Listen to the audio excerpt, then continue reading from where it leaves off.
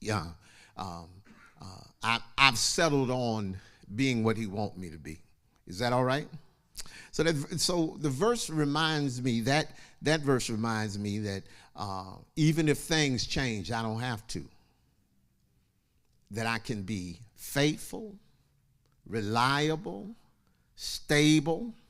I don't have to listen to what anybody wants from me, because what the Lord goes with me. That's my reminder. So if I'm challenged by any obstacles I face, I always remind myself that God's going with me, right? So and one of the things I realize is, Pastor, we're getting close to the end of this year and going into a new year, and so we get the chance every year to decide what is it that we're gonna do. Anybody ever get excited about that? Y'all awful. Y'all gonna bobblehead tonight? I get excited about the opportunity every year to recommit myself to some things in God. I do. I mean, and I know people say you shouldn't make resolutions. I don't know who those people are, but maybe you shouldn't wait till the end of the year and make them. Maybe you should make resolutions where you mess it up. But if you like me, by the time I figured out it's messed up, the year's I messed up a lot of time as well. I'm the only one in here like this? Okay. So I'm excited over this opportunity to just begin some things again, start some things, reset some things, and change some things. In fact, one of the hardest things about change, if you're going to be faithful, you're going to have to change. Because if you find yourself out of alignment, it makes no sense to remain there. It's in fact, it's ludicrous to remain in a place of alignment, because people have allowed you to get comfortable in that place where you never should have been. And so you have to, with everything people know about you and their opinion of you, you have to reset and say, okay, this is my year to be what God wants me to be. Is there anybody in here like that?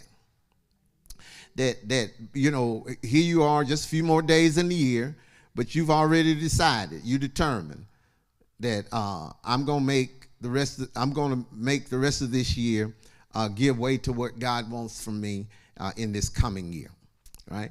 And we have the ability to say, in the midst of wherever we are, you know what? I'm going to fulfill my assignment.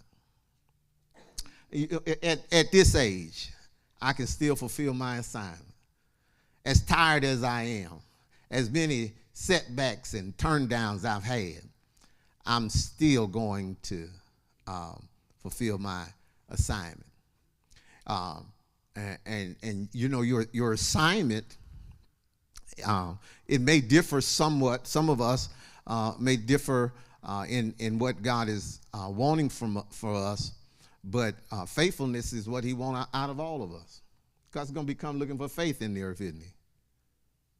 He's going to be looking for faith. I'm just going to talk to y'all a while and see if you'll talk back to me after a while. All right? All right, so let's go to John.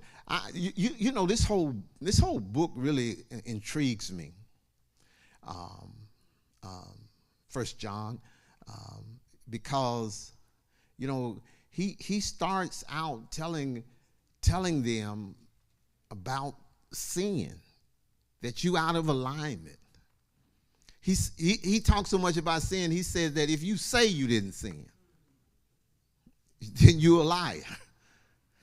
He tries to encourage them, like, we've been encouraging all year, that you can get out of alignment with God, but the worst thing when you get out of alignment is pretend that you're not.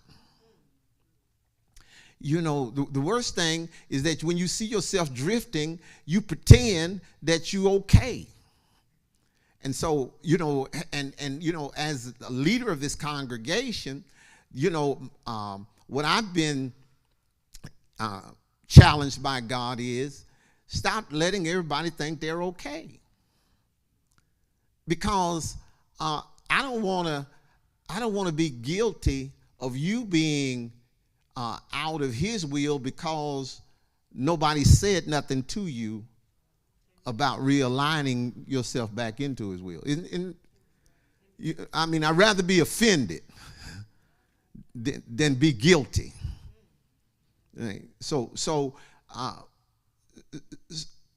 this idea of, first of all, don't, and I'll get there. Don't make everybody have to rebuke you for God to be pleased with you. If you know. Okay. If you know. Because if you know, you should be the first one to call yourself to the carpet. Y'all ain't saying that. I mean, all of us, intrinsically want to do what God wants us to do. But, we're wrestling with the flesh that we actually don't have much strength against sometimes. Paul said, man, I would do good. But I find a law in me, warring against the law of my mind. So in my mind, I say, man, I want to please God. In my mind, I don't want to cuss him out. In my mind, I just really want to do everything God. But I'm in a war because I didn't said it, and before I settled down to remember I shouldn't have said it. You ever been there? You said it before you settled down and say, I shouldn't have said that. Now you got to tap in and find a place to apologize. Hope you don't see him. Have to apologize to him when you should have just been silent. Right? And we're in this room. All of us have the same issues, and all of us have perhaps different assignments. But how do you do your assignment with your issue? How do you remain faithful when your life is in chaos? Because, when it get chaotic, we see all the time people walk away from God, right? Walk away from their commitments, right? And so, as the pastor, it's my job to push you. And sometimes because I think you're fragile, and I'm talking about just me, but other leaders as well. And because my job is to push the leaders to push you. But when they think you fragile, because we have had people who we thought had grown up who were still fragile.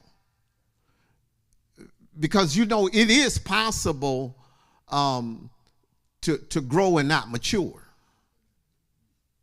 You bigger, but you really not more mature.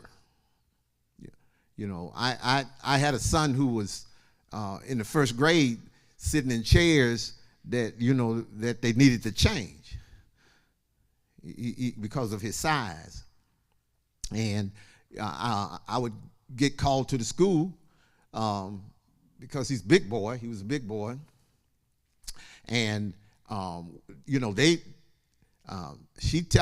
teacher or the principal they're talking to me about him like he wasn't 7 years old.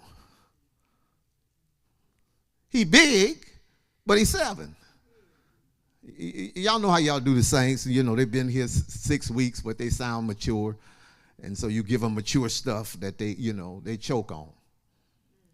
Right? And so, he remember going to school one time and because Ryan hit a kid. And then the teacher said, well, they were playing, and the kid struck Ryan, and Ryan hit him. And I said, well, I just said, well. And then she told me, but Ryan, he's a big kid. I said, well, you should tell the other kid. He sounded like the one who didn't know. Right? Don't tell me big. I raised him. Tell him. So I try to make sure that that I treated him at his level of maturity, not his size. And because everybody who acts like they're mature are just grown, right? They're not mature yet, right? So and that led me to try to understand something. If I'm just going to get about 15, 16, 17 minutes. Because in 1 Corinthians chapter 15, it said this. It says, be ye steadfast. In other words, God's going to look for some consistency out of y'all. Where we were inconsistent last year, God wants us to get steadfast and unmovable in what he said. Now, listen, I ain't said unmovable in what you've been doing. In what he said. And then abounding, always abounding in the works of the Lord, word of the Lord, works of the Lord. For as much as we know our labor is not in vain, if it's in the Lord. So we got to get to a place of knowing what God wants us to do as a church. You as a believer.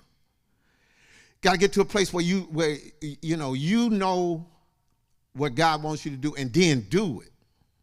And stop having to be convinced and being pushed, and then go back and do those first works. You see, I know that you've given up on your high assignment. That's good, and I appreciate saying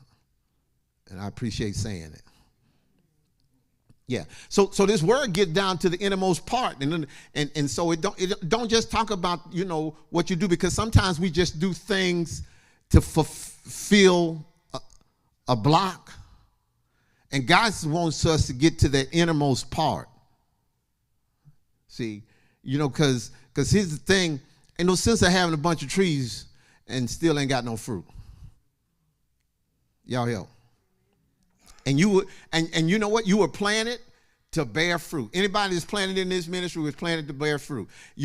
And if I know that if I don't change and if I don't cause change, then